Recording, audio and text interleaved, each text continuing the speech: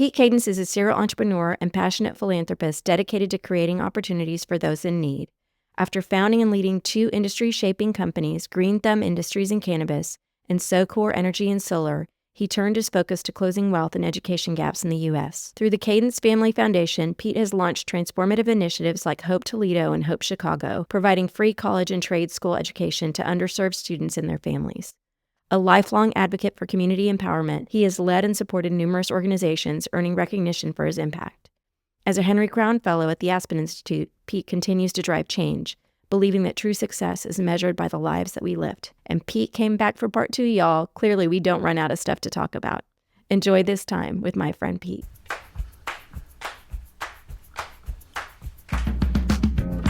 Hey, y'all. Let's go there.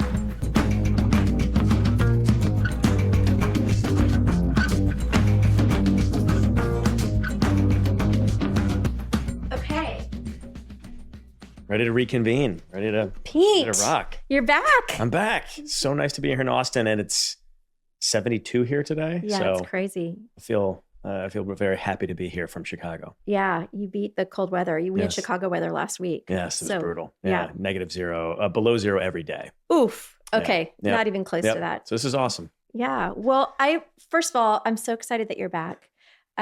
This is an interesting part too, because typically we break up episodes into 2 and they run over a couple of hours. Right. But ours was different in that I left our conversation wanting for more. Mm-hmm. And you were so awesome to say, well, let me come back. Let me fly back in person to do it, which I'm grateful for.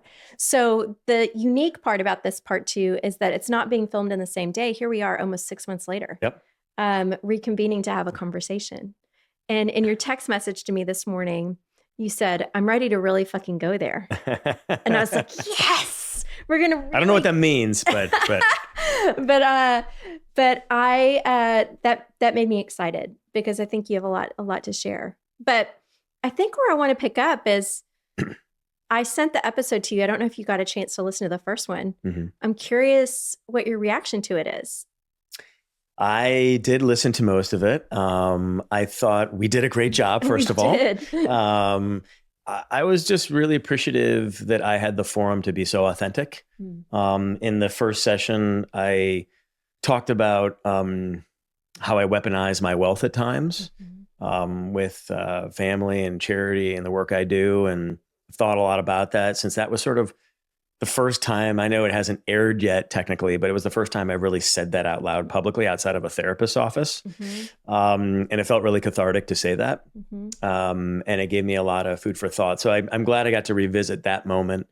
I'm also glad as I talked through some of my career events and challenges and also successes, it just reminded me of sort of the frailties of life and the accidents in life and the amazing things that happen in life. We have to be really careful about AI and its ability to strip us of those human frailties and those accidents and those very human things. And I was telling you very human stories. And I am, I just, maybe we'll segue into this over the course of this discussion, but it makes me a little nervous that my kids are not going to experience the human side of life like I did, because I've been through so much shit and it's been awesome. Yeah, I want to talk about that. And I want to talk about how we make sure that they do and that their kids get to. But it's interesting that you mentioned our conversation around money. I will be candid in that I'm fiercely protective of you, and I listened to it and worried a little bit, and I was like, shit, I don't want people to get the wrong impression. And people are so they're so quick to judge and so quick to project based on their own experience with money, which can be complex. And so I was really feeling fiercely protective of you and worried that people would get the wrong impression. But then I listened back to it and I was like, damn, he's so fucking honest. Yeah. You were so candid. And there was one particular thing that you said that I was actually confronted with recently, which you were talking about initially when you were putting the kids through college, feeling the need to be thanked. And I was like, whoa, that's intense. And I was just thinking this morning, oh my God, I've done the same thing. I recently made a charitable donation, and the organization, rather than saying thank you, said, "When can we expect your first payment?" Mm-hmm. And it just kind of hit me. It rubbed me the wrong way a little bit. And I thought, oh my God, I've done the same thing. And it was humbling in that moment because I remember what you said, and it's not about being thanked. But that was my kind of knee-jerk reaction in the moment. So all to say, I'm grateful for your candor and your honesty. There is one particular aspect of it, though, that I want to drill down All right. on. So in our conversation last time, you said, and I'm paraphrasing, so please tell me if I get it wrong. You basically said, I don't want to just be the rich guy. Yeah. Like, I don't want to be the ATM machine. That's not how I want to be perceived. That's not how I identify. And I'm a little worried about that. I'm kind of paraphrasing, but that's what I heard.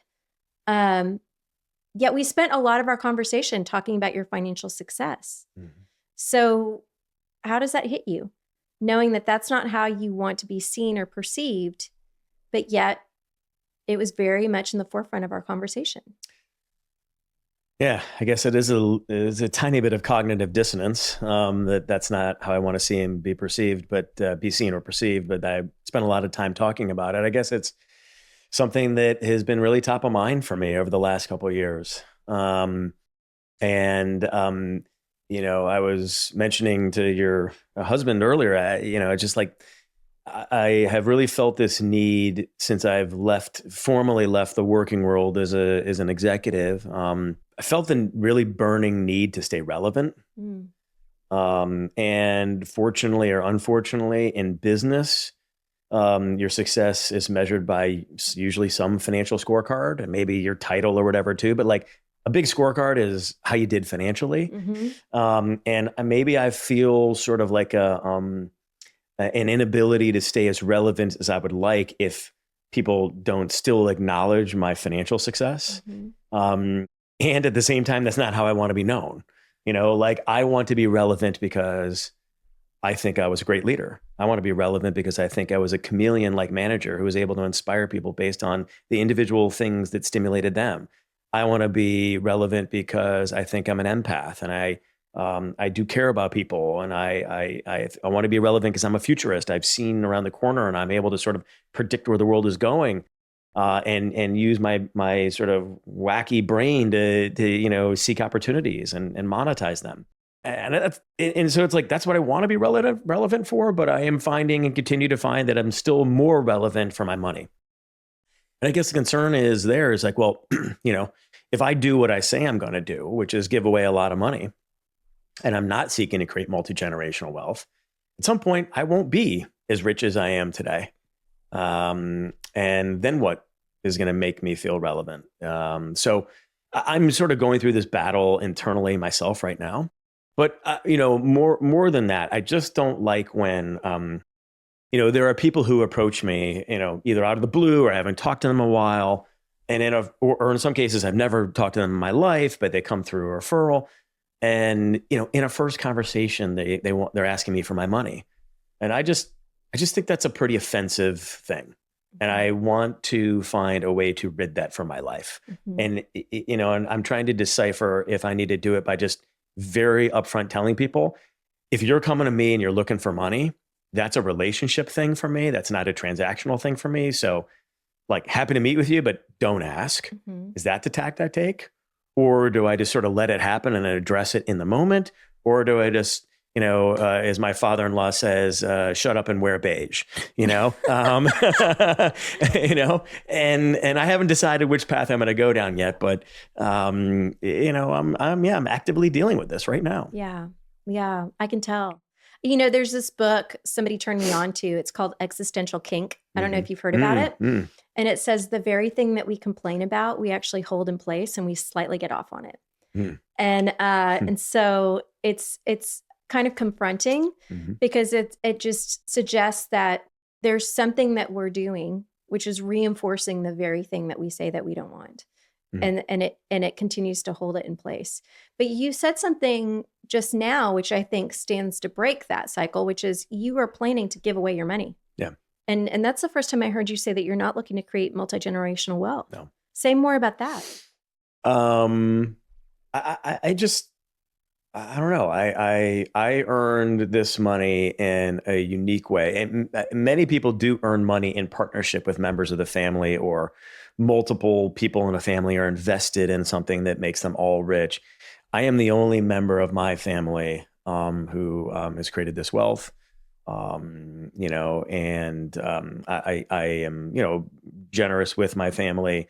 But the truth is that it is not broad nuclear family wealth. It is domiciled with one family, me, my wife, and my three children. Mm-hmm. So I don't. The good news is I don't feel any sort of like obligations to anybody. Mm-hmm. Anything I do is a nice to have, not a need to have.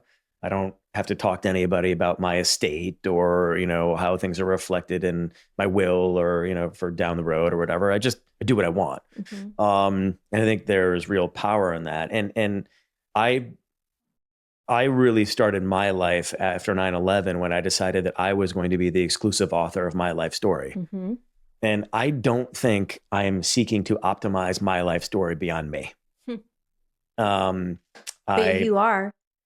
You're changing 30,000 lives. Yes, I am. But I'm not going to be around, at some point to see the downstream benefit. And like, I'm not going to live my life for my great grandchildren, Mm-hmm. and I'm not going to like dream up fantasies of having the Kadens family name on the edifice of some fucking building in downtown Chicago so my great grandchildren can brag. Like, that doesn't get me excited. Yeah. And like, I'm trying to like do things that get me excited. Yeah. And so my wife, I think, feels a little bit differently than I do, but I think my wife's pretty humble and is on roughly the same playing field, but I think she wants more benefit from our children. Our children will come into enough money that it's just like most people would find it to be a joke, Mhm. like, I mean, it's like when they turn 30, they're going to be turned over a reasonable sum of money, but it's not even close to all of the estate. The rest of the estate will go to charity.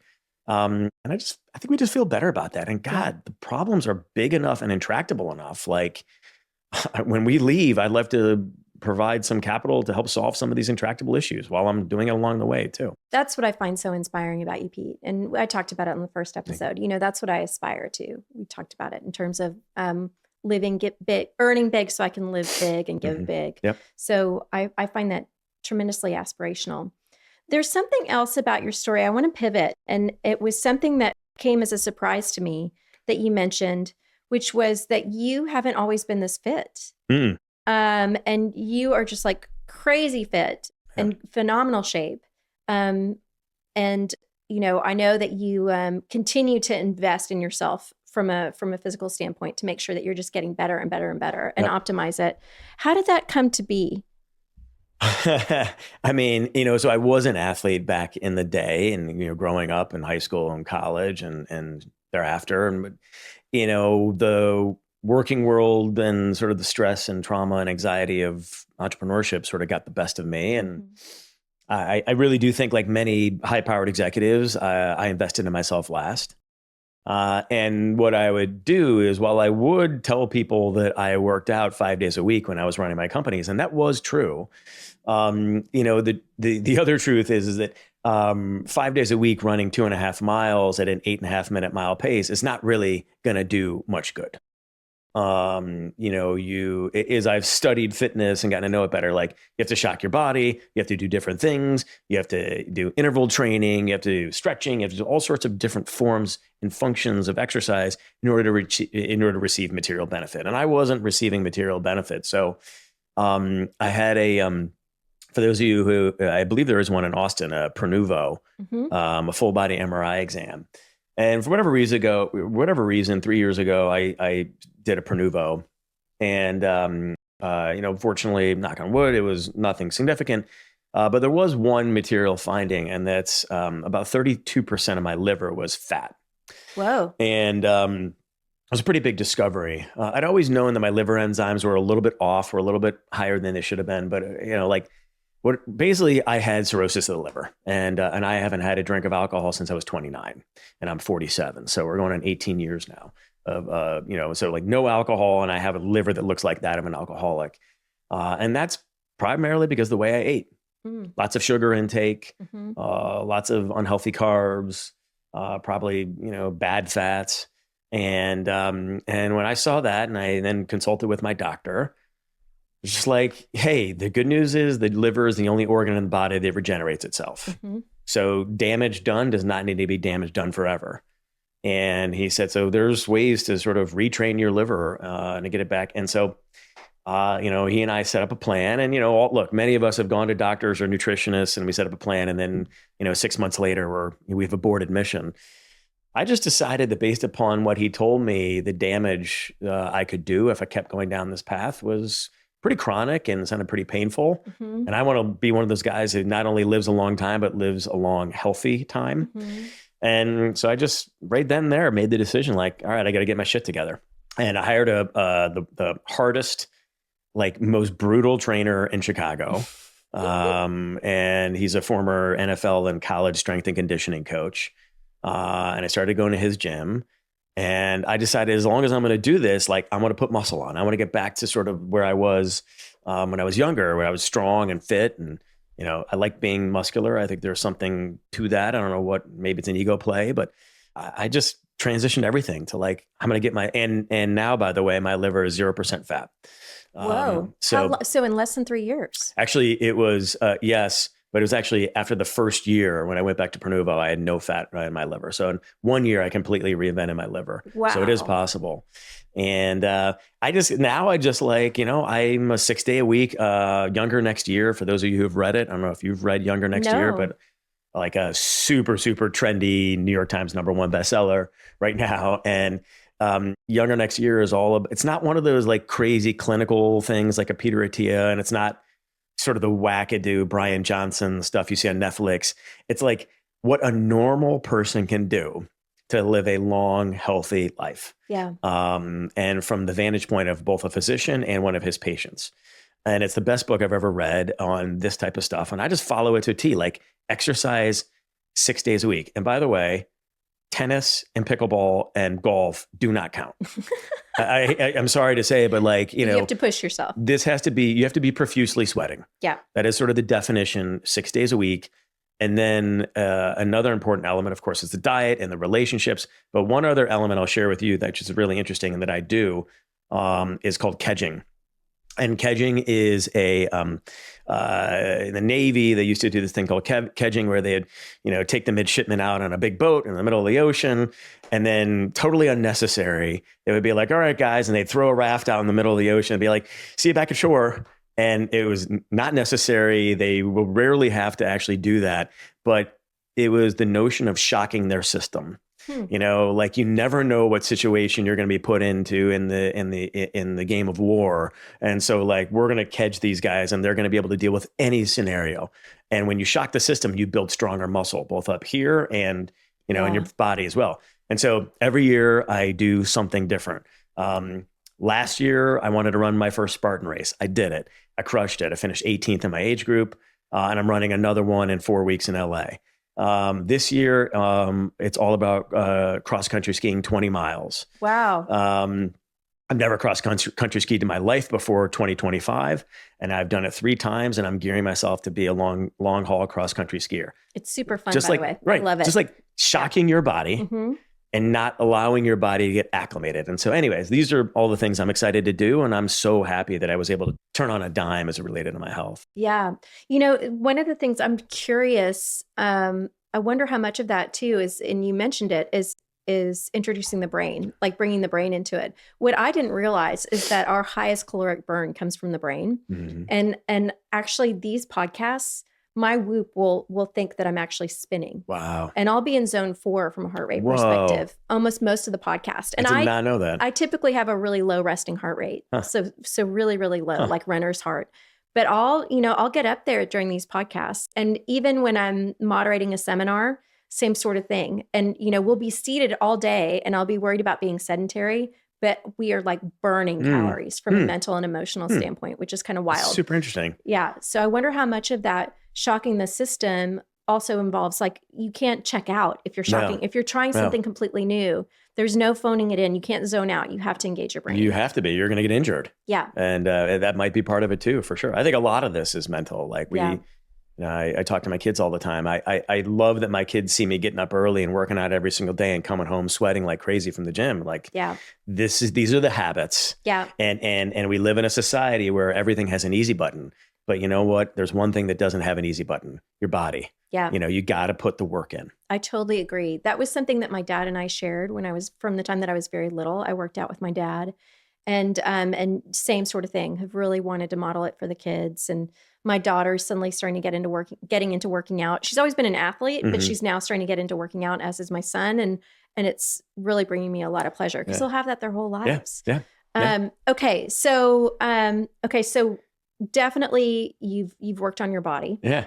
But I want to come to the drinking. So what made you stop drinking at 18? Because that's very material. At 29, 18 years ago. Oh, 18 years ago. Sorry. At 29. So I just gave up my age. 47. Looking good, Pete. Looking good. I no gray hairs, so I'll take it. I have many friends who went to college with who are addicts of some kind and have been in treatment. In fact, one of my current business partners, my best friend from college, was in rehabilitation for opioids and for alcohol. And I wasn't even close to that. I had a binge drinking issue where, yes, when I went out with my friends, the social lubricant that I was trying to, be the beneficiary of sometimes would get the best of me and I would go 20 beers deep. And, but I was never the guy who woke up in the morning and made a mimosas. Like that wasn't, I can't think of a time in my first, 29 years of living where I would have drank, where I drank by myself. That wasn't my thing. So therefore I was not an alcoholic. I did not need it. But when I did have it in social settings, I think I abused it. And it just got to the point where I'm 29. I just sold my first company. I'm a millionaire for the first time. I'm going to get married in the next year. And I did remember a line from my mother that I now use with my kids. So thanks, Mom. She said, "You should always do things that have no downside." And the inverse of that is you should never do things that have no upside. And as I looked at it and sort of did the upside downside analysis on alcohol, the truth is it had no fucking upside. None. It didn't make me a better husband, a future husband, didn't make me a better future father, certainly didn't make me a better business person, certainly didn't make me, a better athlete or more in shape or healthier, wasn't going to make me live longer. I wasn't trying to meet girls at bars anymore. I was getting married. It was all these things that I had to leverage alcohol for have gotten me to a point where now there is zero upside in this. Yeah. And so I just made the decision on May 1st, of 2008 that I was never going to, so I guess it's 17 years actually, that I was never going to drink again. And on that night I got drunk. One final hurrah. I didn't, this was not sort of the way I intended it. On May 1st, I got drunk. I said some really stupid and ignorant things. Oh, wow. Not, that it wasn't discriminatory or anything. I was just I let some gossip slip that I shouldn't have. And my now wife got mad at me and I was just what the fuck, And I smoked a couple cigarettes, which is what I would do when I drank alcohol. So all these things, I'm letting secrets loose. I feel like crap. The next day I'm smoking cigarettes. I'm like, what? And then the next day I woke up and to my wife's credit, she challenges me and sometimes I accept. I said, I am never going to drink again. I feel like shit. And she's like, you say that every time you go out and party like this, you're going to drink again. And that pissed me off. Yeah. And so I was like, I'll show her. And so 1 month became, I guess what is now 17 years actually. Wow. That's super impressive. I recently gave up alcohol too. And I've been really reluctant to say I don't drink because I've wanted to be able to enjoy the occasional glass of champagne at a wedding, or I say at my kid's wedding, I want to be able to enjoy a glass of champagne. But what's fascinating is, and I've probably had 5 drinks over the last 18 months. Whenever I have one, to your point, there's no upside to it.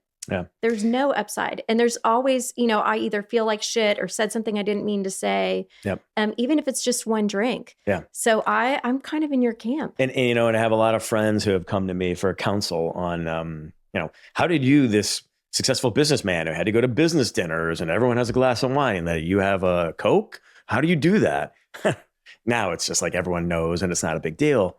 And I did have to deal with the social pressures there for a period of time. But, I always tell people, and this is not, you're in a different category, but, my friends would come to me and like, I would just I'm going to stop drinking for now. And then like, I'll get to a point where I'll be like good to go. And then on a hot summer's day, I'll have 2 beers one night. And I was like, bro, this is not going to fucking work.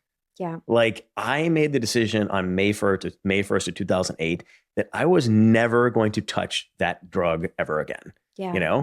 Like that was like, again, at first it was a month. And then when a month sort of set in, I was like, I can do this. And then I was like, I'm done. Yeah. Like I'm never, because it's a setup. Yeah. If you set yourself up to go back to the very ecosystem that spawned your problems in the first place, you're going to go back to your problems. Yeah. Oh, wow. That's very powerful. And so I'm just like, that's why I'm like, and people think, that I'm, maybe I'm a little tougher, more ruthless, or, I do tend to, I like a clean break from things. I like the eras of my life and how they change from one to the next. I'm a very sort of non-linear human. But like, no, it's just the right way to do it. Like you want to be away from something, to get away from it. Yeah.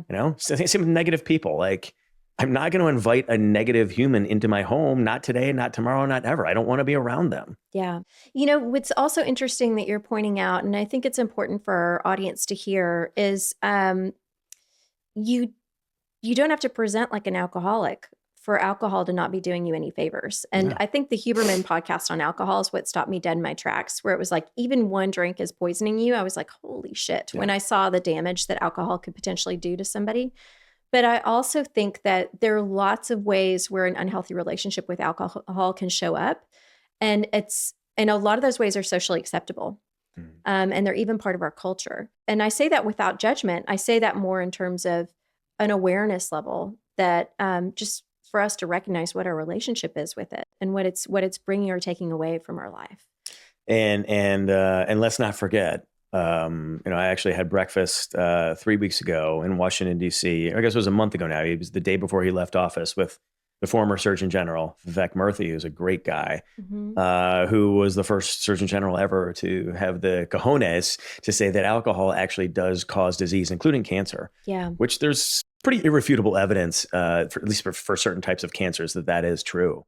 And as I sat with breakfast with him, we talked about a number of topics, but among them, this topic, and he said, Pete, it's not even a close call. Yeah. Like you can debate me, you can like your alcohol, you can like your alcohol investments, but it's not even a close call. This stuff is really poisoning you for the long term. And by the way, for the short term too. I mean, you don't wake up feeling like crap the next day and like you want to vomit, when you drink water or, LaCroix, do you? Yeah. So it's obviously poisoning you. Yeah, totally. Okay. So I can't help but think of the corporate athlete as we're talking. For those that don't know, the corporate athlete is an HBR article, a piece around what it takes to be a highly successful executive. And it talks about the pillars of that. And one of those being obviously physical fitness and stamina and being able to train like an athlete. One of them is the mental health. And you and I have already talked about the importance of therapy in our lives. But there's another part that you and I have never talked about. Rest? Not the rest. All right. Which we'll get to. Okay. The spiritual. Interesting. Having a practice that makes you a part of something that's bigger than yourself alone. Yeah. It makes you realize that you're part of something bigger. Yep. And I'm not saying religion. Yeah. I'm intentionally saying spirituality. Right. We haven't talked about it. Yeah. Yeah. And I am spiritual. I read an article in Fortune magazine about Brian Chesky, the CEO of Airbnb, and his like daily habits or whatever last week. And I would say I really like the way he put something. And he says, I meditate every single day when I wake up for at least 20 minutes, and I'm very focused. And then he says like 2 sentences later, and actually it's probably more like 3 to 4 days a week. And it's probably more like 10 to 15 minutes. And sometimes I get disrupted. And I think that's sort of like my meditation practice. Like in my brain, I'm like, I meditate every day. And in practicality, I'm just like, I was on the road today in a hotel, and I had to pack up my stuff and get my work on it, and I didn't fucking meditate. So like I am a someone who claims to be a ritual meditator, and I am probably more episodic than I am ritual. But I do. It's the practice is a part of my life. But I actually find that I get a lot of benefit from passive meditation. So for example, swimming, which I love. You literally can't do anything in the pool other than focus on your stroke, because you'll drown if you don't. And like, there's no music. I don't listen to those Jawbone headphones when I'm swimming. I like the splish splash of the water, the routine of that. There's no one you can talk to. People can't text you. There's not much in your line of sight except for blue water. And so for me, that is very meditative. Yeah. And I get to do some really deep thinking in the pool. I also have a very ritual, and I am committed to this acupuncture practice. And so every week for the last 7 years, I've been using acupuncture, and at least part of that, I do it with a healer who is an Eastern medicine doctor, but it also takes you through a 15 to 20 minute meditation once a week, and has a lot of visuals. I also do breath work, maybe once a quarter with the same, get some intense breath work. The type of breath work where you're going, the Wim Hof stuff, where you're going for hours at a time and you feel like, you're high almost. Yeah. Like that type of shit. I really like that stuff. Yeah. So, spirituality, there are some practices in my life that are spiritual nature, but I want to hit on one other element of spirituality, which is probably the deeper and more meaningful way that I am spiritual. And that is just the basic notion of karma and the universe, and believing that if I do good and I am good, that the universe will repay me. And maybe that's a somewhat self-centered way to think. But I just really fucking believe in that. Like, and I've said this before to you, I forget if we said it in our last session together, but the more generous I am, the wealthier I get. Yeah. And that is not just about money. That's about time, energy, intellect, and treasure. But like, I just feel when I'm generous to people in the universe, I get repaid. And that is a very spiritual thing for me. Yeah. Yeah. How, and you're also Jewish. I am. Is that something that you're practicing, or is that more cultural? I would say it's more cultural. I mean, I was bar mitzvahed. I have a daughter who was bat mitzvahed. I married a Jewish woman. Judaism is part of our lives and in our homes, but we're not, we're not the people who, go to synagogue every day and who are, thinking every minute. I have friends who, especially with the conflict in Gaza over the last year and a half, this is every day they wake up thinking about that. I can honestly say I don't, not because I don't care. It's just like, I'm a Jew by culture and by teaching. But I also see the real benefit of other religions. And I also see the real drawback of religion across the board. And in many ways, I find myself disgusted with religion because of the strife and the war and the repugnant things that have happened in our world as a result of religion. And I have begun studying Baha'i. Oh, a little bit. That totally aligns. Okay. Yep. I totally could see how you would like the Baha'i faith. And, I actually, believe it or not, I actually went to my parents' house probably about a year ago, and I sat down with them and I said, I just want you to know, because my parents, they wanted me to marry a Jewish girl, and, the Jewish culture is important. Usually the older generations, the religion thing is a little bit more elevated to them than I think it is to our generation. But I said, I am going to investigate the Baha'i faith, and I may join that faith. I didn't say I was going to totally leave the Jewish faith. Yeah. But I am investigating it because I think the tenets of that faith are more closely connected to me. Yeah. The pacifist. So I don't know if you know this, but Shabnam Moghrabi is in my class, and she's Baha'i, and she met her former business partner, Rain Wilson, through the Baha'i faith. I didn't know that. Yeah. And so, and that's how I was introduced to Baha'i. It's a really beautiful religion. It is. Well, and Rain Wilson grew up down the street from me, and my guess is he went to the Baha'i temple right down the street from me as well, in Wilmette, Illinois. So tell our audience what Baha'i is, or what you're drawn to about that faith. So the Baha'i is a mix of the the scriptures from the 7 most popular religions in the world. I won't name them all, but Catholicism, Judaism, Buddhism, Hindu, so on and so forth, Islam.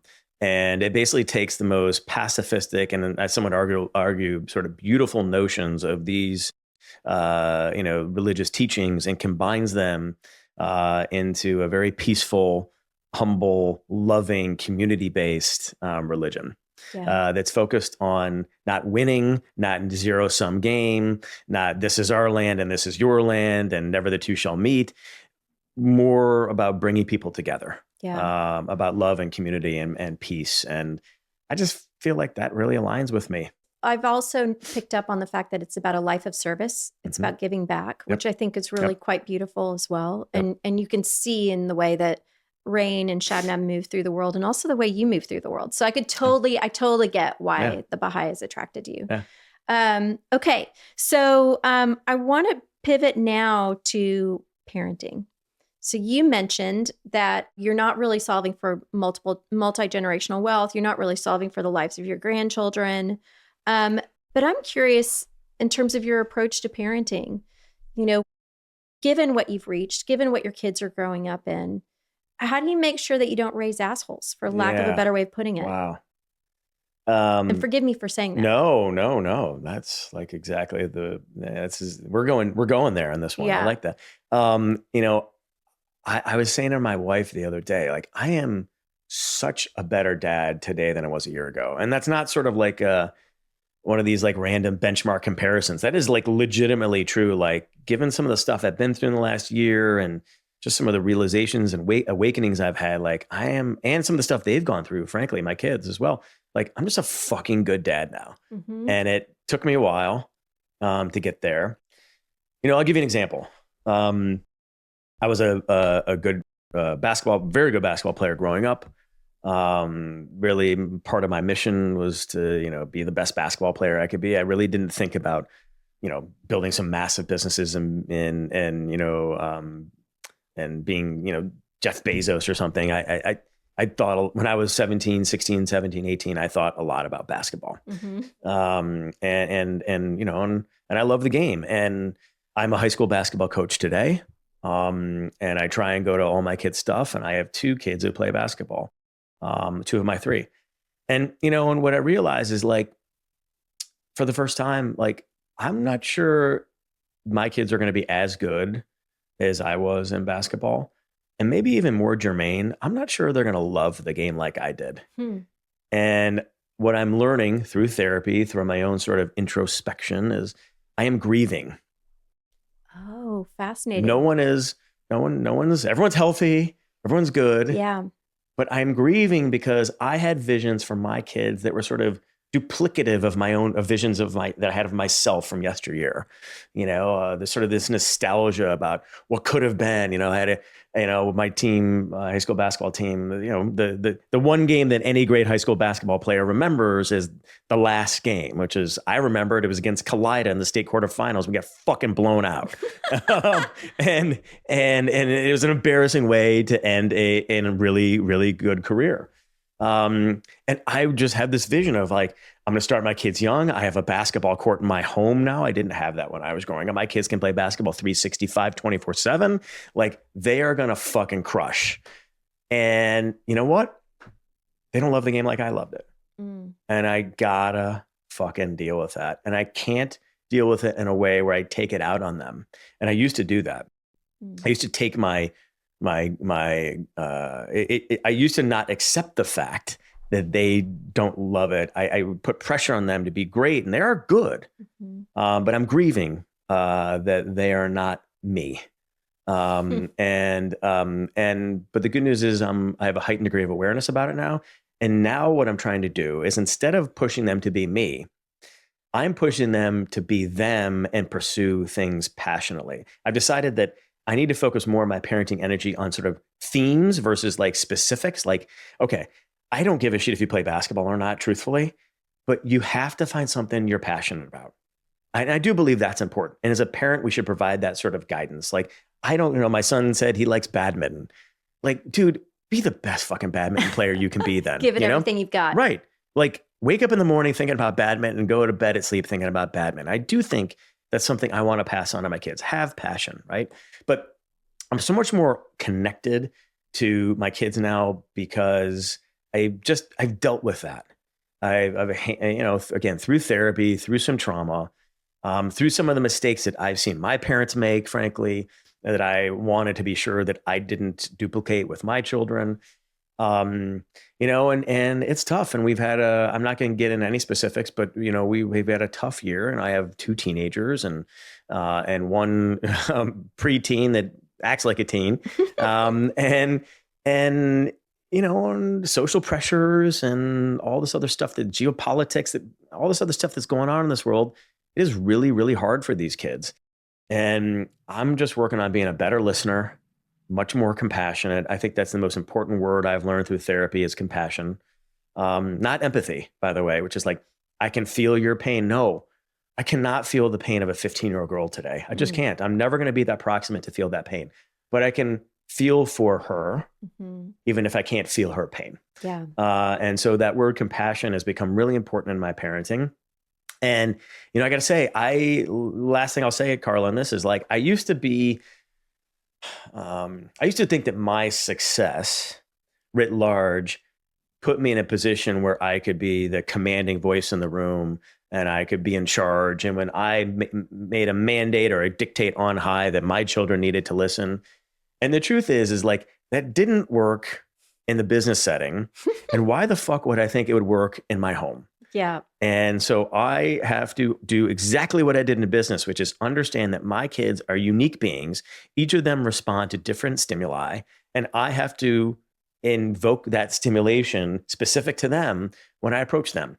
I have one kid who I can yell at and get on her case, and she stares me straight in the eye and takes it, and it pisses her off, and she goes back and she works harder.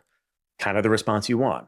I have another kid, if I yelled at him, it would be meltdown central and we would get nothing accomplished. Yeah. So like, can I have an across the board parenting strategy? No, I can't. Yeah. Have you shared that with them? Have you been vulnerable with them? Have you said, I got it wrong and I'm pivoting? Oh yeah. I think that's part of the magic. Yeah. And given the pivot, it would have been weird if I didn't say something, because it was frankly pretty dramatic. Yeah. Pretty noticeable. So I kind of had to say, guys, I'm working on me and I'm learning too. And so give me the runway to sort of get better here. And they did. That's so important. There was a moment in time where my husband was feeling disconnected from our kids, and he was like, I don't get it. They're like so close to you. They tell you everything. And I basically said, when was the last time you told them about a time you fucked up? When was the last time you were vulnerable?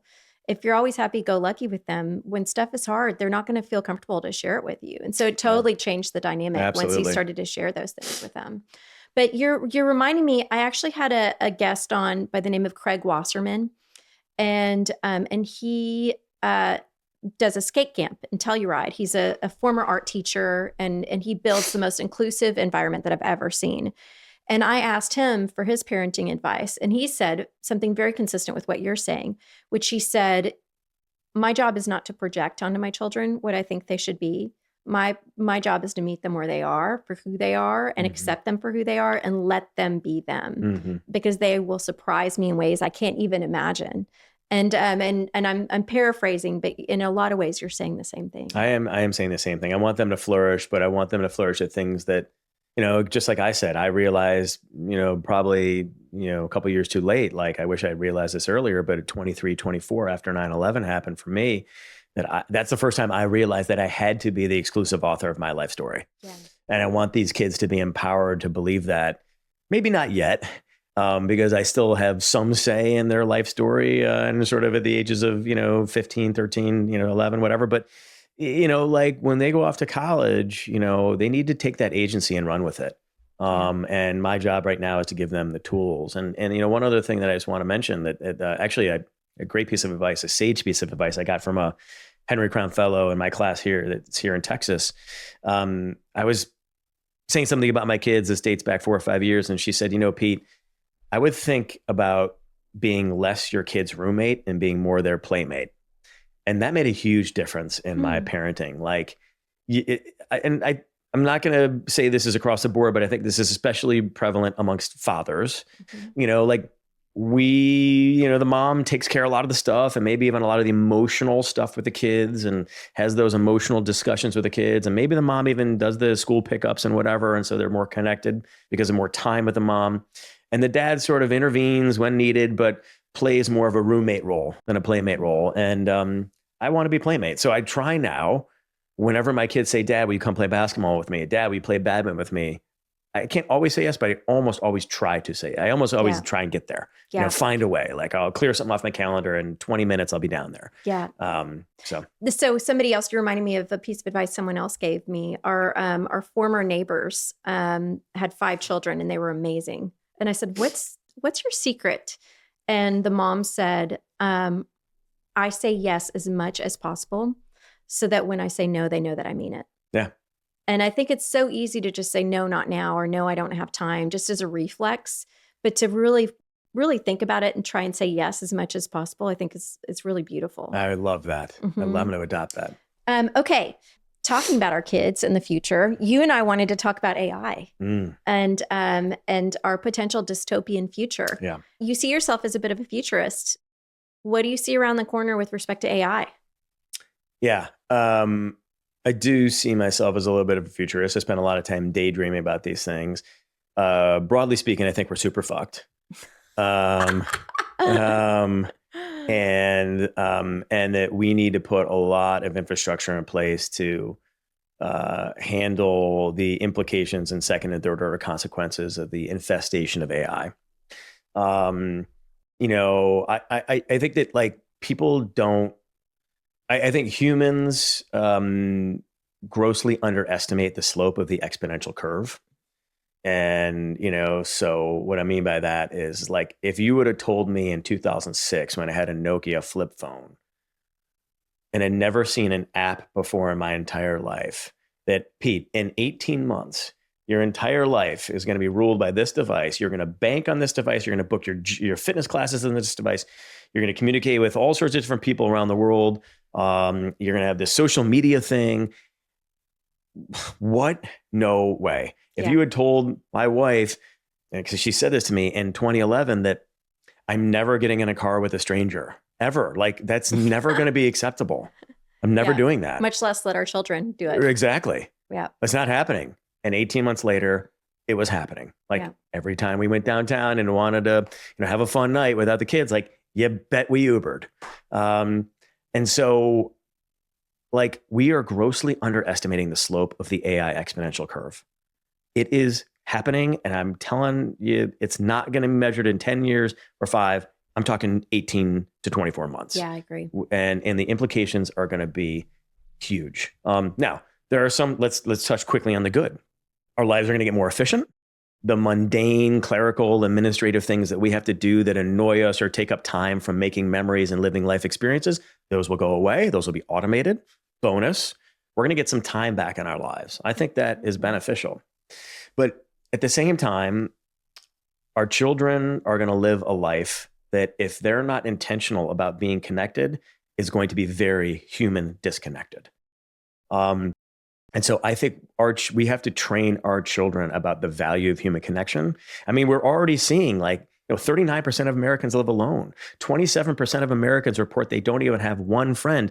And now I don't have to go to a restaurant or go to a movie theater to watch a movie or get a meal. Yeah. It can all be done beautifully in my home. And AI is just going to advance and accentuate all of those things that can now be done in your home without going anywhere or talking to anybody. So I'm really concerned about the implications. I am concerned that we have not even come close to scratching the surface on the curricular changes that need to happen in the education system. I heard a Chris Sacca, Tim Ferriss podcast with Chris Sacca, and he was talking a bunch about this, and he was like, he was asking Tim Ferriss, like, would also a Henry Crown Fellow, would you send your kids to law school? Yeah, both of them are, by the way, Chris Sacca really? and Tim Ferriss. I didn't know Chris Sacca was. Would you send your kids to law school? Like, would you send your kids to get a degree in accounting? Would you send your kids to, pick the, like, no, and no. Like, there are not going to be young lawyers doing drafting in 5 years. It's just like, we're talking about massive displacement of the current labor force, and different than sort of other displacements in the past. This displacement is going to be a lot of white collar displacement. And that's going to be really, really hard for people to accept, because for whatever reason, we've accepted or normalized that sometimes factories have to close. and they go to Mexico or they go to Indonesia, or, and that's just kind of what happens in manufacturing. That's mostly blue collar workers. Yeah.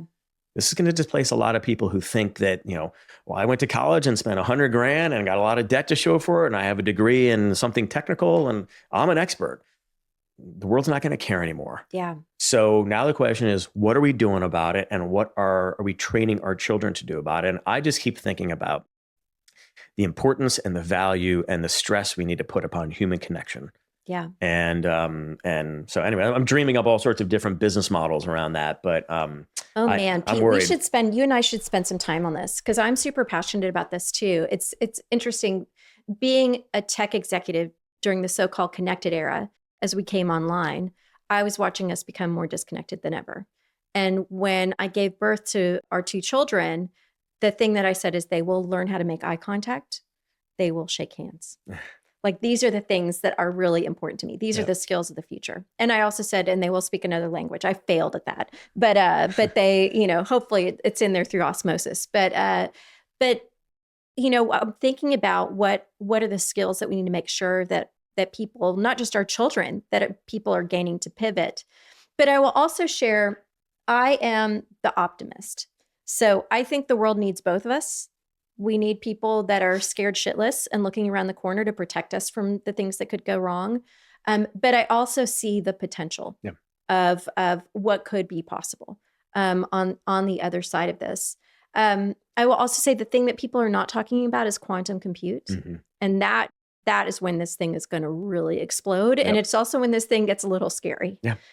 Because that in effect is putting a real brain behind these things. So Carla, what do you think about, what are we going to do about the curriculum we teach our kids?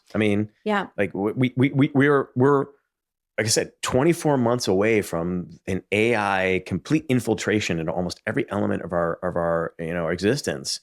And have the majors changed in the collegiate level? Yeah, they have to. And I think it goes back to everything that's old is new again. So I think it goes back to the readings that we've done. Aristotle, Plato, the highest expression of humanity is going to be the arts again. Yeah. It's, and so I think exposing our kids to as many different types of thought, as many different things from a creativity standpoint. I think creativity is going to be the new gold standard. Mm-hmm. That's going to be the new skill set that's going to be of the highest value is creativity. Which is interesting because this is what Chris Sacca was saying in this Tim Ferriss podcast. Oh, I haven't heard it. He was saying that the things that are going to be of real value in the future are things where humans and their frailties and their accidents and their gross expressions of, frailty. And like, we're going to be drawn to things where humans can still be frail. Sports, theater, the arts, mistakes can still happen. And we're going to be in a world where much of the world is perfect because it's just computed perfectly in a nanosecond. And we are going to relish and covet and be so desirous of those moments where you can actually see humans in their most frail state. Yeah. And you're right. Like the creativity and theater and arts is going to flourish, you would think. Yeah.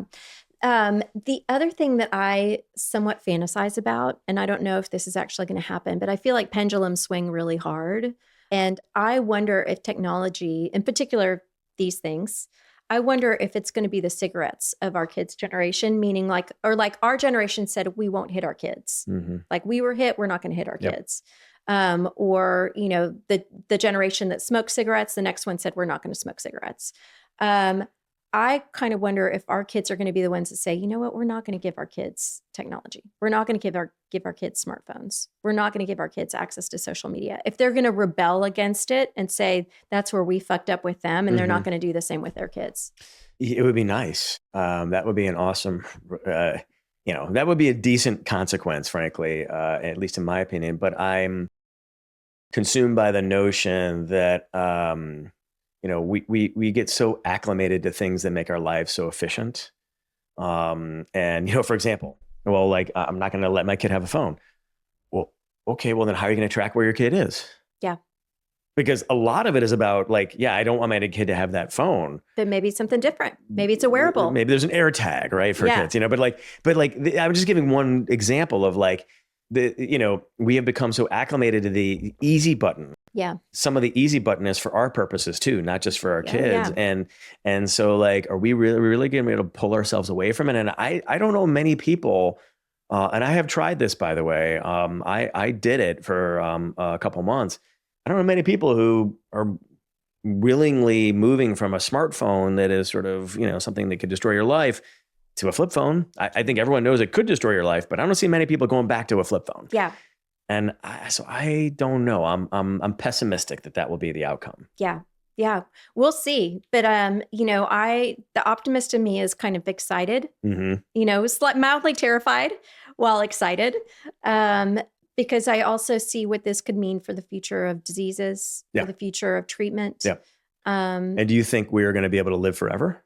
Because that's what I sure hope not. Yeah. Some people are trying to achieve that, Brian Johnson and others these days. And there is some notion that if you can live until, pick a number, 2035 or 2040, that if you can get there, you'll be immortal. Yeah. And this is kind of getting into my spirituality, Pete. I think in terms of this human body, not so much, but I think that our essence or energy is going to live on, and it lives on in multiple existences. And so I think our brains can't really fully process what's actually going on. Right. But I believe this is just one version of that existence. Yep. And so I'm not trying to live till 150. And I also, don't want to see the people that I love die. They can't afford to live till 150 because they don't have access to all the things that are going to be required to make that happen. Agreed. I don't want to be the last one standing. I'm largely on the same wavelength, but what if through automation and AI and quantum, we were able to come up with a platform where all of us could basically stay, in a very cost-effective way and scalable way, could stay roughly the same age for the rest of time. I'd be down for that. Right. I'm all about quality of life. Right. Yeah. So if I could turn it back a little bit, if you could take me back to maybe 40, I won't be greedy. Yep. If you could you could stay the same age as, and have a microchip in your brain and be part automaton, automatons can live forever, I guess, in theory. Would you do it? I mean, I think I probably would too. Yeah, maybe. Yeah. If we would have a fantastic quality of life. And to your point, these are some of the crazy options that we can't contemplate now, but it might be on the menu for us at some point down the road. And so you're right. There are some things that could be really, really interesting and good. And for those of us who are Henry Crown Fellows, we've read a lot of, the Omelas and the Parable of the Sadhu and the one with the aliens that came down in the space shuttle from, I forget what that one was. But we've read something like 1984. It can get very 1984-ish around here if we're not careful. Yeah. So. Well, I think the other thing that we haven't talked about in terms of what's going to be important to expose our kids to, and part of why, the readings of Plato and Aristotle will be important, and other Socrates, is because ethics are going to be of paramount importance. And having a conversation around how do we govern this? I have this great mentor, and she used to always say to me, "Manage or be managed." And I feel that way about AI. Like, we're either going to harness it like a tool and we're going to manage it, or it's going to manage us. Yep. And I would argue right now, these are managing us. Yeah, they are. So, how do we get to a place where we manage it? I mean, I'm not sure any of us have the answer for that one yet. I just feel like we have to come together. First of all, I think there's a societal thing that has to happen. It doesn't feel like it's going to happen in this era, but where we have to sort of get back to this place of rising tide lifts all boats in humanity writ large, like where we want the best for our fellow humans. I mean, even here in America, I felt like when I was born, growing up in 70s and 80s, I felt like generally speaking, you wanted good for your neighbor, no matter who they voted for, or what their religion was or whatever. And we had our problems in that era too. But broadly speaking, I felt like humans were more connected. Yeah. And the rising tide lifts all boats was a mentality that was operated in society. I feel like we've gotten way away from that, right? A little way far afield from that notion. And we somehow have to get back to that space where we can all come together and agree as humans that we want the best for one another, right? And so that's sort of the thing that I'm thinking about, that I think first has to happen. Like, I think we have to look at the root cause things first before we look at sort of the symptoms of the root cause things. I think the other thing is, and this is sort of a business concept that I am hatching. I think we need to build what I call kinship communities. You know, in the Jewish faith, or in Israel, they call these kibbutzes. Mm-hmm. And I'm not talking about like you need to farm and till the soil. My wife would definitely not be up for that. I'm talking about like communities we build, you know, sort of compounds.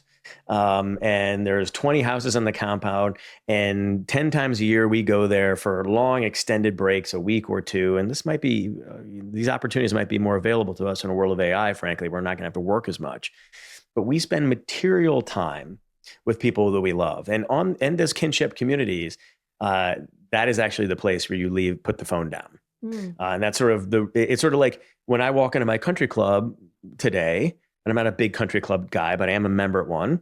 I can't wear a ball cap and I can't wear jeans. That's just part of, and by the way, I'm not allowed to use my cell phone in the clubhouse either. Mm-hmm. So like these kinship communities are going to be device free. Mm-hmm. And they're going to be places where you can swim and work out and dine and celebrate and watch theater and arts with people you love. I think we're going to need those communities and those escapes. Pete, we need to talk. We seriously need to talk about this. Like, I'm going to take this offline because I feel super passionately about this. Mm-hmm. And I've been thinking about it differently, but you're inviting me to think about it in terms of it could be now. So I've been fantasizing about retirement in the sense of like, what does the last chapter of life look like? And I'm like, well, I want to surround myself with the people that I love. I want to build a compound. I want to have all the shared services of, you know, functional medicine doctor, an acupuncturist. I want to bring in guest lectures a la Aspen Institute. There could be a continuing ed component to it. It would be spa-like in nature. How do we kind of create this environment where we could all be together and be in this last chapter together, but not stop doing and learning? Right. But what you're describing, which I find so super inspiring, is we don't have to wait. We could actually start to live like that now and dip our toe into that now. While we're young. And you know, to me, this is not sort of just relegated to people who are older and retired and sort of living their, you know, the sunset years. This is like relevant today, you know, when we have young families. And, you know, I see the world, you know, there was a suburban migration, what people would call the white flight, you know, 50, 60 years ago. And then for a while, there was sort of an urban migration from suburbs back into cities. And now after COVID, it's back to be a suburban migration again. And I actually think what's going to happen to cities is we're going to go into megalopolis mode, where like this concept is just going to, some concept like this is going to take over, and we're going to expand out into different regions. And we're going to live in communities of people we love. Yeah. Because that is going to be so hard to manufacture in a society governed by AI. Yeah. And by the way, these aren't like, I actually have an economic model that I've drawn up. These are not like permanent homes. These are like, it's like more of a timeshare type of model. Yeah. Where you book, you know, there are, you know, 300 families that are a member of a kinship community. Only 20 can stay there at one time. So you build your cohort of 20. Yeah. And you book, you know, 6 different occasions throughout the year that you're going to be there for a week or two with your kinship community. And then when you're done, the next cohort comes in. Yeah. And by the way, for people that are having a reaction to this and saying, oh, that's just for the rich, there is an architect by the name of Ralph Erskine. Are you familiar with Ralph Erskine? No. I don't even know if he's still alive. I need to look it up. But we studied him in architecture school, and he did this with projects. So he did this with basically funded housing, so subsidized housing, and it was low-income housing. And what he realized is that if he built the building in a communal way, with gardens in the center where people could garden together, where there was like a sense of community, where the doors opened up to each other versus away from each other. And there were all these other things that he did in building these places, that they would thrive, that the community would thrive, and that they would in turn take care of the projects, and the buildings themselves would be taken care of. And it worked. Yeah. So this isn't something, to your point around the economic model, this isn't something that's just for the rich. This is something that could actually work for everyone. Absolutely. And it could work for everybody, and actually have, I think there's an economic opportunity here too. I was recently in Costa Rica, and I saw a community that sort of gave me some of these ideas. But I think each kinship community can start. You think about, I was like, all right, well, I'm going to start my first kinship community on some lake in Tennessee. Why Tennessee? Too cold up in Chicago where I live. Yeah. Definitely worried about climate change down in the areas that, like Florida and whatnot. They're currently the Sun Belt states. And so I want to be in a place that's got a lot of future, but is warmer. And so I'm thinking Tennessee, disaster-free zone. And I think the community can start businesses too. So on our kinship community, on our little lake, we're going to have 2 restaurants and some docks and some slips where boats can just come up, and we're going to have music. And we as a community are going to own the restaurants. And the cash flow from those restaurants is actually going to support the community, our ongoing expenses. It's a co-op, right? And you just drive down the costs because you have operating businesses that are funding the operating costs. And therefore, you don't have to be the richest person, and we'll create a lending vehicle that allows you to get a mortgage and opt in the structure. And, I think we have to go there. Yeah. And frankly, I'm just so every year I have this, one of the benefits of my wealth is I can take people places that they wouldn't otherwise go. And so every year I take my 15 best friends in the world, ranging from someone I met in preschool when I was 2, all the way to Henry Crown Fellows, to friends of mine now in Chicago where I live, to, people, fraternity brothers from college. And these 15 guys, we go somewhere in the world every year. Just got back from Costa Rica. And I love my family and I love the family that I choose too. And these 15 guys are the family I choose. And to be around them in tranquility, just celebrating each other and loving life for 5 days once a year is fucking unbelievable. I come back so goddamn recharged after that every single year. And I think as humans, we owe it to ourselves to do that more than once a year. Yeah. Okay. So how do we make sure, I'm going to pose a challenge here, a question that's I'm rolling around in my brain. How do we make sure that this doesn't make us continue to polarize and isolate into kind of the echo chamber of like-minded people, the big sort, which has occurred in our country? So as you're building these kinship communities, how do you make sure that we are not just in community with the people that we love, but continue to stay in community as a country? It's a really good observation. And then one of the things I say is if you're not careful, mental atrophy will set in. I mean, you move to the suburbs and you forget about all the intractable issues in the city. And all of a sudden it's like, I can sort of be ignorant to what's happening 20 miles south of here because it's not relevant to me anymore. And that is a concern. And we're gonna have to deal with that. And I don't exactly know how we're gonna deal with that yet.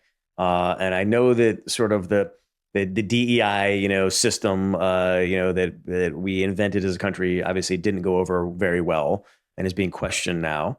Some of those questions I don't agree with, but whatever. We're going to have to find a way. But I think that it does come down to people and parents who care about things like diversity and care about diverse opinions and care about not sitting in their own echo chamber ad nauseum, being the instigators.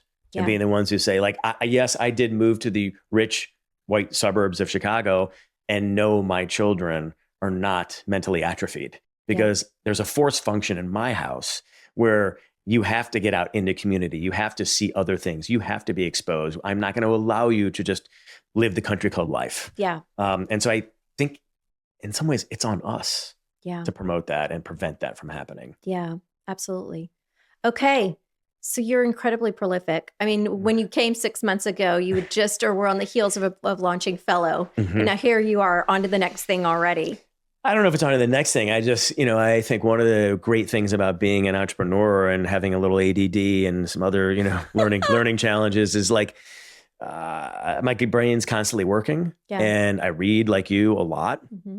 And I get all these amazing ideas from reading and then I pop in a 5 milligram gummy and I just go, I'm just I'm off into a different world of contemplating life. So. Yeah. Well, that was probably going to be my last question. So where are you getting your inspiration from these days? I'm getting my inspiration from a lot of the books that I'm reading right now. I was mentioning to you, Carla, Strength to Strength, From Strength to Strength by Arthur Brooks. Younger Next Year, which I talked about, was sort of more of my physical fitness. I actually just read another Henry Crown Fellow, Reid Hoffman's book, blitz scaling, which I think is a super fun, interesting way to think about sort of, in some ways, break all the rules first in order to scale. And actually, I'm getting inspiration. I am taking a course at Kellogg School of Business in Northwestern right now on leadership in the age of AI. Oh, I didn't know that. It's a certificate course, mostly for non-traditional students. Yeah. But I'm back in class 6 hours a week. It's asynchronous, so it's like I'm on my computer. Yeah. But doing 4 or 5 hours of homework, it's hard. But I'm getting a lot of inspiration from it because I know it's worth it. Okay. Because I know that the more knowledgeable I am, the better I'll be able to play offense and defense with and against AI. And so I just think it's just like where I'm getting my inspiration is from experiences that relate to travel. I'm going to Spain in a couple of weeks with my family, but also just the things that I'm reading and exposing myself to. I'm trying really hard to expose myself to as much as possible and to concurrently be reading 3 to 4 books at any one time. I'm in my best spot then. And what I have done, by the way, is I've really dialed back my my news intake. I have too. I had to. Yeah. Not sort of like contemporary news. I want to be in the know. I want to be relevant, and I want to understand the implications for what a potential treaty between Russia and Ukraine could be. Like, I need to know that stuff. But sort of the political crap that we're fed on both sides of the aisle, I'm just starting to distance myself from that and take that time and redeploy it towards learning. Yeah.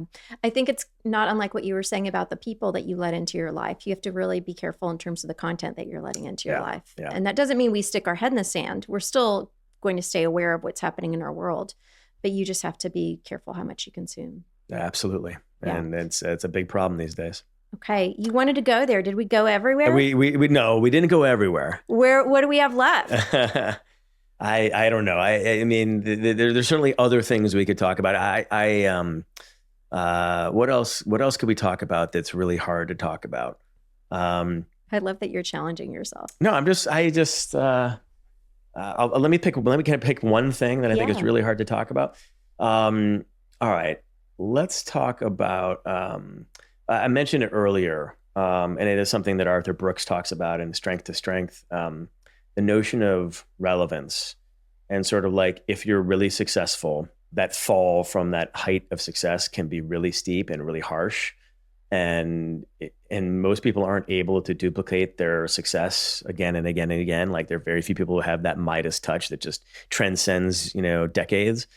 But we covet that. I want to go back to those moments of euphoria where I was taking a company public or in the most optimal physical shape, but I can't. And I just realized, and I even said to my CEO at Fellow, where I'm the chairman, I can never do your job. Now, meanwhile, I was a fucking CEO for 20 years.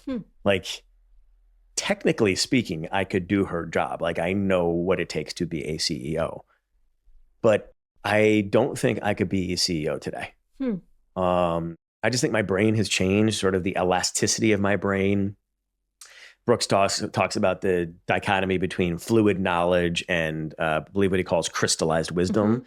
I feel like I have a lot of crystallized wisdom now, and not as much fluid knowledge. And it's hampering my ability to learn and learn quickly. And actually, and because I was reading this book, I decided I got offered an opportunity to teach a course at a collegiate level, which is unusual because I do not even possess an advanced degree, not even an MBA. And for the first, I've always wanted to do this. And so now I'm teaching a course. We just got accredited through the university for the fall semester. And so, like, what are you teaching? What's the course about? Yeah. So it's really cool. It's, I no offense to anybody, I just didn't want to go, and I went to one of these schools, a sort of uppity East Coast school. I went to Bucknell, and I love the students there, and I'm on the president's board there. And but I didn't want to go to a place like that and teach. Those kids, frankly, have a lot of tools. And I'm really passionate about the kids who do not have the same access and the same tools. So I'm teaching at a predominantly Black school. It's not quite a historically Black school, but it's called Predominantly Black. It's Chicago State University in the south side of Chicago, 10,000 students, a lot of non-traditional students, a lot of underserved students. And I'm teaching a course called Mastering Wealth. I felt like Damn. I felt like I was brought up to be rich. I felt like at college I was groomed to be rich. I was told which route to go down to make as much money, and sort of routed towards investment banking. And when, they had career day, guess who was there? Goldman Sachs and Morgan Stanley and all the people who were going to make you fucking rich. So like it was a little bit predestined for me. Now these kids, they don't have the same exposure. Mm-hmm. So they are taught to be nurses and teachers and firefighters and cops. And those are all really incredibly worthy professions. Mm-hmm. But what about the kid who wants to just make a fuck ton of money and hopefully go back to his community and do great things with that money? We're just going to strand that kid without knowledge and information when I had full access to it? That's bullshit. So it's a 16-week course, semester-long course, that we're going to teach these kids the discipline, the manifestation principles, the technical and tactical principles of creating and sustaining, and then eventually giving away wealth. And it's going to be a really cool course. I want to audit this course. Yeah, it's a lot of people have said that. And, we haven't advertised it yet, but I gave the president of the university asked me to come and give sort of a premature, lecture on what the course will entail. And it's like, we already know it's going to be wildly oversubscribed, which is great. That's exactly what we want. My ultimate dream would be on campuses like Chicago State and other campuses around the country is to have a wealth sciences major. To have, because again, some people, they just want to have wealth. And I don't think in a capitalist society, we should be deterring people from that. Yeah. If we can teach them the ethical, thoughtful way to achieve and sustain and then give away wealth, we should do that. It's a skill. Yeah. Okay. So I know our audience is probably begging me to ask this question. Can you give us one nugget? Like what would one piece of advice be that you would give to somebody who aspires to have wealth or financial independence? So the first principle that we always talk about comes from Think and Grow Rich by Napoleon Hill. Mm-hmm. I read that book when I was 21 and again when I was 23 and again probably 10 other times. And our students will be reading excerpts from that book. But before you go and start, building wealth, you need to have a wealth generating mindset. And one of the things that Henry Ford did, and Henry Ford was, in my book at least, wasn't a great human. He had lots of prejudices that I don't agree with, but he would probably be the world's wealthiest man today, including Elon Musk. Mm-hmm. He had a very disciplined mindset around wealth creation. He thought about it every single day, arguably too obsessed with it. But there is a manifestation and an obsession piece to wealth creation that you have to have if you want to be crazy wealthy. And so what we're going to do in the first session of the class is we're going to write your statement of riches. And your statement of riches is the very specific statement around how much money you want and why you want it and how you're going to get there. And my number, which I, luckily far eclipsed, but my number is I wanted $36,225,000 in my name by the time I was 38 years old. That was my number. Mm-hmm. It's a kind of a weird, most people say 50 million, 38,220, what the fuck? And so 36,225, like that's a weird number. Mm-hmm. So, but I came up with that number because I backed into it. And I always say to people, we're here in Austin. If I wanted to, go to, the University of Texas, I'm not going to put Austin, Texas in the way in the GPS. I'm going to put University of Texas and this location on University of Texas's campus. You have to have a specific destination in order to build the roadmap to get to that destination. So there's a specific number, there's a mindset, there's why you want to get there. It's, you shouldn't want to get rich just for the mere sake of getting rich. You should have rationale. I want to give a lot of money away. I know you do too. Yeah. That was part of my calculus. So that's how we spend the first part of this. And then we will talk about, and we are bringing in first generation wealth creators into the class to talk about their lived experience as wealth creators, how they did it, why they did it. Man, I'd love to be a part of that. Hey. I love how I'm inviting myself. Anytime. Wednesday nights next fall. Very cool. Well, I don't know if I ever told you this story or not, but when we were going through the fellowship, and I'm probably sharing too much, but when we were going through the fellowship, I started to observe something. I noticed that, and I'm generalizing here, that the guys were low earners, high net worth, relative to the women who were high earners, low net worth. Low earners, high net worth. Yep. And the women were, and I'm generalizing, The women were, because it wasn't true High across the earners. board. Yep. High earners, low net worth. And I decided I wanted to learn from everybody that would be willing to share with me what they were doing. And so I basically went on a roadshow and I went around and asked different people what they were doing. And I was blown away by how open people were. One person even invited me to their office and had their personal chief financial officer walk me through their entire family P&L. Mm-hmm. And they showed me everything, where they're invested, how they're invested, what it's returning. I mean, it was mind blowing, how much they keep liquid, how they think about equities, how they think about debt. It was just super fascinating. And then, I came away from that whole exercise with an observation, and that was the women were following a traditional path.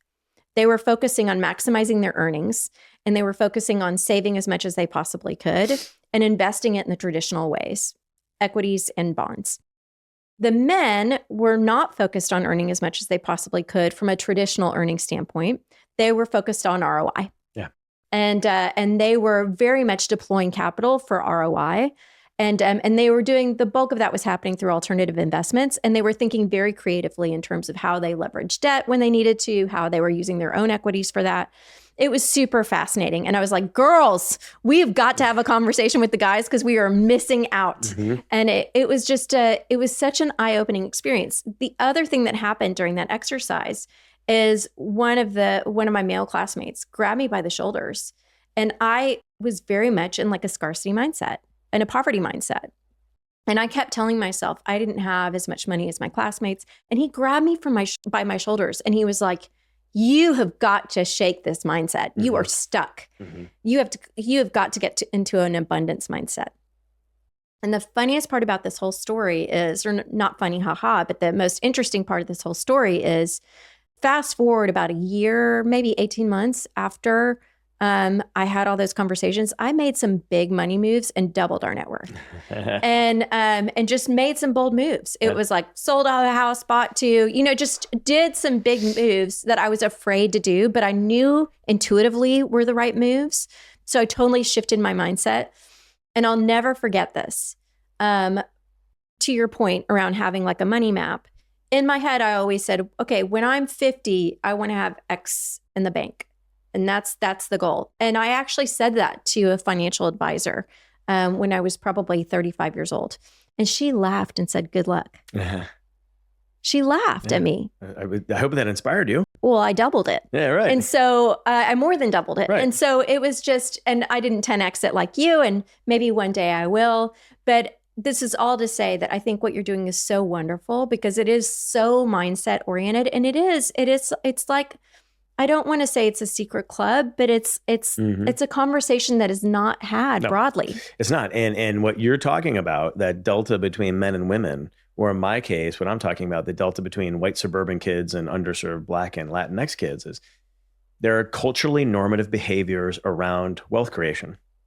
And if we don't disabuse ourselves of those culturally normative behaviors that we are surrounded by, and I do think women have been trained and culturally exposed to normative behaviors around motherhood and stability and whatever. And so there is sort of a different risk tolerance there than there is with men who have been exposed to different culturally normative behaviors in their world. And we have to disabuse ourselves of those and expose everybody to the same possible behaviors if that's what they want. Again, not everybody seeks this. And by the way, when I told when I went to one of my cousins who had been really the up until me, the most significant wealth creator in my family, and I said, hey, I'm about to be really rich. And he said, well, what do you want out of wealth? And my response was simplicity. He fucking laughed in my face. That's not what happens. So it's also important that we teach our students and, other people who don't, being rich isn't always easy. It's not the easy button you think it is. Yeah. There is drama and stuff that happens with wealth that is frustrating and annoying and complex. Yeah. And it's not a key to happiness. It is not a key to happiness. It can help you achieve certain dreams and experiences that you want that might make you happy. Yeah. But no, I would say some of the most unhappy moments in my life are immediately after I achieved significant wealth. Yeah.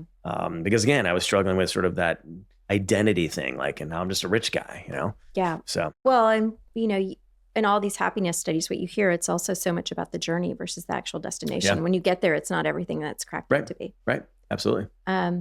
Okay. What else, Pete? Did we leave anything unsaid? This was fun. Thank you for the opportunity to come back and to really engage. I continue to be so inspired by your candor and self-awareness, and what a gift you are to your kids. Thank you.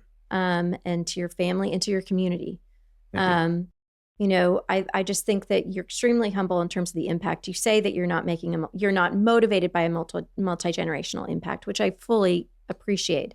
But you are absolutely having a multi-generational impact. You can't send 30,000 people to college and not have a multi-generational impact. Yeah. So, and you can't, given the course that you're about to kick off, you can't do that and not have a multi-generational impact. You're lifting whole communities up. Hope so. Thank you for saying that. And thank you for giving me the opportunity and just for being a light in this world who gets to know people better and who wants other people out there to learn from all of us and from yourself. So thank you for the opportunity. Yeah. And let's continue to focus on human connection. Yep. That's what it's all about. Absolutely. All right. Thanks, Pete. Thanks. Bye. Thank y'all for listening today.